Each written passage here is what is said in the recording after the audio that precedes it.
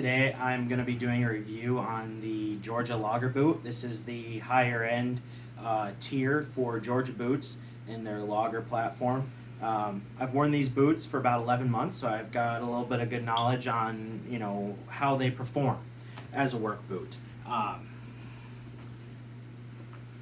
These are the boots. This is the pair that I've been wearing for 11 months. This is how they have worn. Over that course of time, I wear my boots six to 7 days out of the week, almost every single day. I'm a communications worker, so I'm up on telephone poles and ladders a lot, and a good boot is really important to me, and it's important to a lot of workers that need boots and that protection on their foot. So, few things I like about this boot. I like the support, the Vibram sole on it. It's a huge, I think it's their Tacoma pattern, and it's stitched sole, so it's not gonna fall apart very easily. The Gore-Tex lining does great. It lasted 10.5 months, almost 11 months. I just treated my old pair of boots recently. They were waterproof the whole time. The reason why I got these is because I like the buckskin color on them. So a couple things that I don't like about the boots, really, not too many. One thing is, picking up the old pair, I put them on a boot dryer after they had gotten wet through, and I think the boot dryer shrunk them up. So when I put them back on my foot, I think that's what blew out the stitching here. But other than that, they've been fine, and they're still not leaking. I can still wear these. They're fine beyond all of that. Super, super comfortable boots. Extremely comfortable. These have the standard loops. The pull tab is nice and great, sturdy. I've had a pair of boots before, a couple pairs, where the pull tab is ripped off after a period of time, and these are a nylon fabric, and they've stayed on pretty well. These are probably the best boots I've ever worn. I don't know exactly how much they retail for, but I know that they're close to, I think, $250 maybe, somewhere around there after tax. The other thing is the leather around the steel toe. These are steel toe boots with a metal shank in them, so good for support while you're on a ladder. The leather on the toe has ripped apart a little bit, probably from kicking something or dragging it around on concrete if I'm underneath a house. But the other thing you'll notice here on the left one is I was chopping wood, or cutting up wood, with my chainsaw last year, and I came down and nicked it. So, I mean, obviously I didn't go very deep, but if I had, the steel toe would have saved my foot. You can see a little separation on the outsole to the midsole, but that didn't really bother me, only because the stitching still held it together. The only reason the stitching blew apart on the other one is because I put it on a foot dryer, like I said. I think it shrunk the boot, so when I put it back on, it popped them, basically. Honestly, like I say, if I could have gone longer without treating them, I would. And I went as long as I needed to, but as soon as my feet got wet once, I treated them. People say you should treat your boots all the time. I think it just depends on, how long you want to keep your boots. If you treat them regularly, the leather is gonna last longer. But I really enjoyed the color of them, so I left them that light buckskin color. Again, here's just a side-by-side comparison of the two. I left this little thing on it. I forget what it's called. I think it's called a kiltie. And back in the day, the tongue leather of a boot was thinner than the rest of the boot, so they put this as a saver, so the tongue leather wouldn't get worn out, as well as it helps stop debris and whatnot from getting stuck into your shoelaces.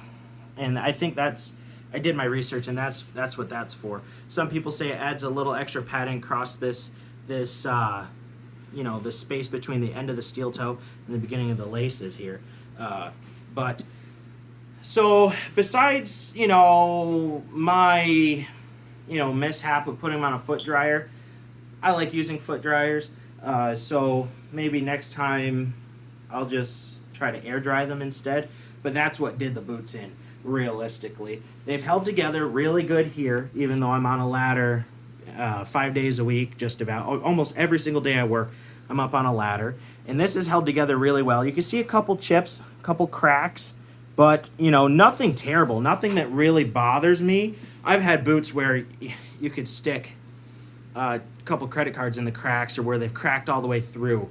But these are thin slit as well, so they're thin slit 400 grams, so it's a good year-round shoe.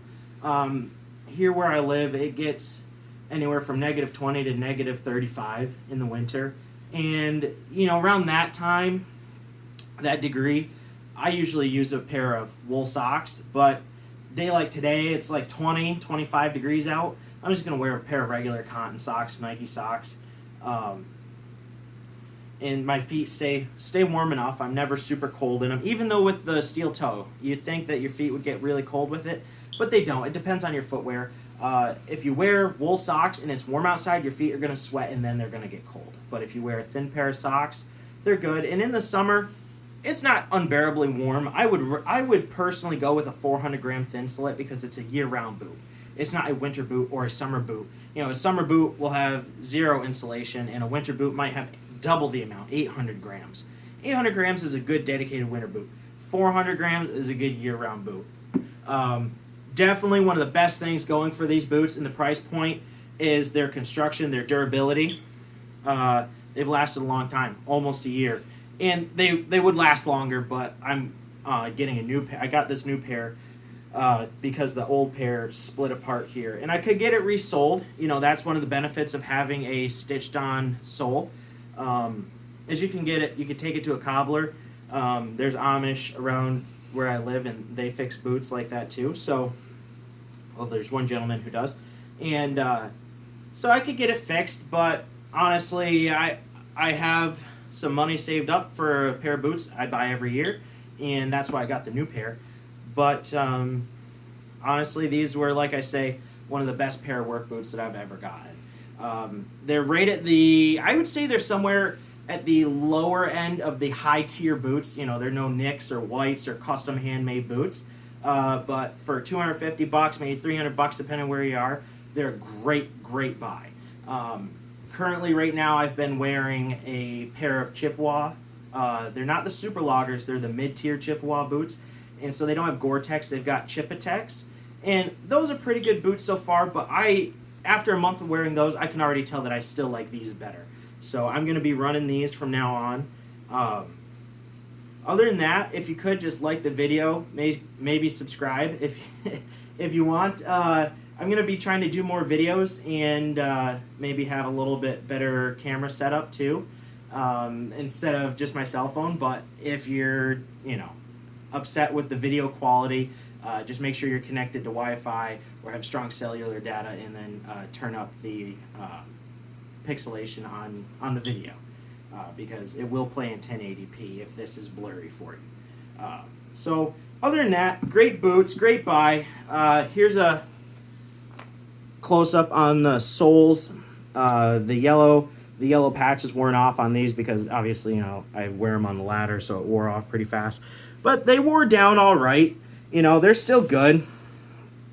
I actually made these ones studded. At one point, I took the studs back out, but I did stud these because on the ice, they can be kind of slippery. I mean, this rubber is a really hard rubber, so they don't stick to ice very well. If there's a bit of snow on the ground, that's fine. It works good. It's got good siping along the edge lugs and a little bit on the toe and the outside there. But, so that'll hold the snow, and then snow on snow is friction, so you'll stand up better. But if it's just glare ice, you're gonna fall, I would say. But other than that, great boots. I absolutely love them. The insole is removable. A must buy if you're looking for new work boots. These have been great. Other than that, thanks very much, and have a good day.